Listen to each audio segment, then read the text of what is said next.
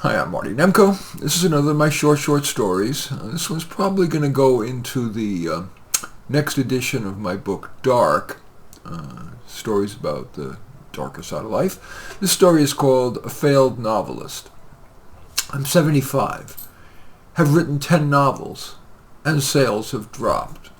Okay, crashed. The last 3 have flatlined. Practically the only copies sold were the ones I bought myself to give as presents. I even give them to strangers at parties. When conversation lulls, I go back to my car, get a copy of each of 3 of my books. I say something like, "May I tell you an author's secret? Most of us, like Amway salesmen, have a garage full of our books. You'd be helping me clean out my garage if you take one." I then show the books and ask who'd like which. That does kickstart conversation, and I continue to delude myself that maybe some of them would like it, write a nice review of it on Amazon, and trigger a few sales. Yeah, the partygoers like the freebie, but almost never write the Amazon review.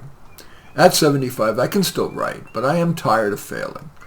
The only thing I'm motivated to write is my memoir. But I queried 10 agents and got 2 quick form letter rejections and 8 ghostings. My daughter urged me to get modern, do social media. I hate that. I mean, would you go to a doctor who advertised? Wouldn't you think that doctor was inferior? I've long believed that if my work was any good, word of mouth would spread. My daughter laughed. "You're naive and a dinosaur." And she gave me the names of 3 book publicists, marketers, book packagers, and said, "Call or stop complaining and just either better call or stop complaining and just drool your way to the grave." I called, and one of them convinced me to spring for her $10,000 a month for 3-month fee. She was right in a sense. She pushed my woke-ish books. Even though I hated that, their anti-merit, pro-laziness, I wrote those books in lame attempts to pander to the zeitgeist. The book she pushed most was The Ugly Club. It's about a group of high school students who aren't, quote, conventionally attractive. The unvarnished term is fat and or ugly. Who convinced the cheerleading teacher to let them be cheerleaders as a blow against lookism. That was my least favorite novel, Cliché City. The antagonist, a perky blonde named Heather, tried to foil the uglies, but in the end, the uglies became beloved cheerleaders, spurring the football team to win the conference championship for the first time in 34 years. Not only did social media eat it up, or to use current parlance, made it go viral, CNN and the New York Times, bastions of wokehood, interviewed me.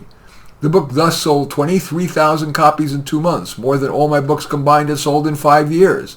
Of course, with the marketer's $30,000 fee, I didn't even break even.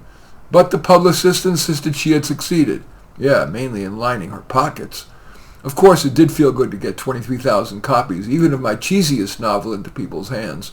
But as I was driving home after the CNN interview, I was sad. Is that what it takes? Expensive PR and wokeness? So I've decided to write my memoir, even if I'll be the only person to buy copies. In any event, that story is called The Failed Novelist. As usual, I welcome your thumbs up and accept your thumbs down. I always look forward to your comments and especially like it if you hit the share button below. Share on your social media so that my efforts can have broader impact. And I am flattered if you choose to subscribe to my channel. And I'd certainly welcome you taking a look at either of my 2 books of short stories. One is called Soloists, Stories of Introverts and Outsiders Facing a Dilemma.